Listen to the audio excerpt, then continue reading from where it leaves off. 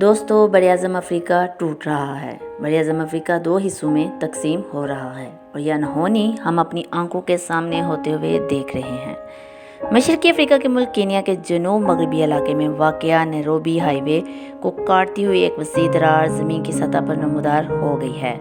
یہ درار 35 کلومیٹر تک کھنچ چکی ہے اور بعض مقامات پر اس کے دونوں کنارے ایک دوسرے سے 50 فٹ کی دوری پر جا چکے ہیں۔ علمی ارضیات میں ایسے مذہب کو براعظم کا سرکنا کانٹیننٹل ڈرفٹنگ بھی کہتے ہیں۔ زمین اندر سے مردہ نہیں بلکہ ایکٹیو ہے اور اس کے اندرونی ابال سے زمین کے مینٹل کے اوپری حصے اور ڈسک پر قائم ٹیکٹونک پلیٹس ادھر ادھر حرکت کرتے ہیں اور انہی حرکات کی وجہ سے پورا براعظم کبھی ایک طرف سے سرکنا شروع کر دیتا ہے تو کبھی اس کے بڑے ٹکڑے ہو جاتے ہیں اور پھر وہ ٹکڑے ایک دوسرے سے دور جانے لگتے ہیں اور درمیان میں سمندر گر آتے ہیں۔ آئے روز زمین پر جتنے بھی خشکی کے بڑے ٹکڑے یعنی براعظم دکھ رہے ہیں تو ان کی جسامت اور تعداد ہمیشہ ایک جیسی نہیں رہی، بلکہ پچھلے لاکھوں کروڑوں اور اربوں سالوں کے دوران متعدد بار یہ ایک دوسرے سے ٹکرائے، بعد باہم مدغم ہوئے، پھر ٹکڑے ہوئے۔ یہ سلسلہ ہماری زمین کی تشکیل کے بعد شروع ہوا اور اب بھی جاری ہے، آئندہ اربوں سالوں تک یوں ہی جاری و ساری رہے گا۔ اگر آپ دنیا کے براعظموں کے کناروں کو دیکھیں تو وہاں آپ کو اس ارضیاتی منظر کے بہت سارے سراغ مل جائیں گے۔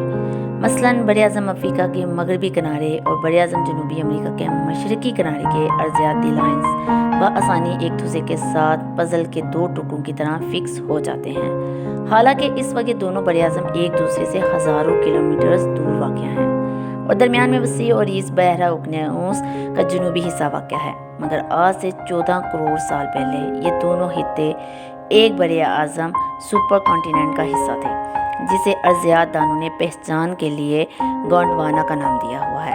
اگر اس سے بھی پیچھے چلے جائیں تو آج سے لگ بھگ 40 کروڑ سال پہلے زمین کی خشکی کے تمام ٹکڑے گونڈوانا سے بھی ایک بڑے سپر براعظم کی صورت میں باہم مل گئے تھے، جسے ارضیات دانوں نے پنجیا کا نام دیا تھا، اور عظیم الخبثہ براعظم 20 کروڑ سالوں تک قائم و دائم رہا اور پھر یہ ٹوٹنا شروع ہوا اور اس کے دو بڑے حصے بن گئے۔ شمالی حصہ یوریشیا اور جنوبی حصہ گونڈوانا آگے چل کر مزید شکست و ریخت کا شکار ہوئے۔ یوریشیا شمالی نصف کره کی طرح سرک گیا اور گونڈوانا جنوبی نصف کره کی طرف آ گیا۔ یوریشیا سے موجود ایشیا اور یورپ کے دو براعظم بن گئے، جو پینجیا کی ٹوٹ پھوٹ کے بعد شروع میں تو ایک دوسرے سے جدا ہو گئے تھے، مگر پھر بعد میں ان کے کنارے کچھ مقامات پر ایک دوسرے سے جڑ گئے۔ ان کے جڑنے کی وجہ سے روس میں یورال کی پہاڑیاں وجود میں آئیں، جو کہ آج بھی ایشیا اور یورپ کی زمینی سرحدی پٹی کہلاتی ہے۔ یوریشیا کی نسبت گونڈوانا زیادہ متاثر ہوا ہے۔ اسے افریقہ، جنوبی امریکہ، انٹارکٹیکا، آسٹریلیا، انڈیا بشمول پاکستان کے مشرقی اور جنوبی علاقے اور جزیرہ نما عرب کے خطے جدا ہوئے اور پھر ٹیکٹونک پلیٹس کی حرکات کی وجہ سے سرکتے ہوئے موجود مقامات پر آ گئے۔ گونڈوانا سے صرف دو خطے شمالی نصف کره کی طرف سرک کر آئے۔ پہلا انڈیا بشمول پاکستان کا 2/3 حصہ انڈین ٹیکٹونک پلیٹ کی سواری کرتا ہوا آ کر یوریشیا سے ٹکرا گیا، جن سے برصغیر کا علاقہ وجود میں آیا، اور جہاں دونوں پلیٹس ٹکرا گئے تو وہ کوہ ہمالیہ اور اس کے پہاڑی سلسلے وجود میں آئے۔ زیر زمین یوریشین اور انڈین ٹیکٹونک پلیٹس کی یہ ٹکراؤ اب بھی جاری ہے۔ دونوں اب بھی ایک دوسرے پر زور آزمائی کر رہے ہیں، دھکم پیل کر رہے ہیں اور نتیجے میں کوہ ہمالیہ کی پہاڑیاں بلند سے بلند تر ہوتی جا رہی ہیں۔ ادھر گونڈوانا سے دوسرا ٹکڑا یعنی موجودہ جزیرہ نما عرب کا خطہ سرکتا ہوا یوریشیا اور افریقہ کے درمیان آ کر ٹک گیا۔ گونڈوانا کا آخری بہادر سپوت براعظم امریکہ اب بھی ٹیکٹونک پلیٹس کی در پر ہے۔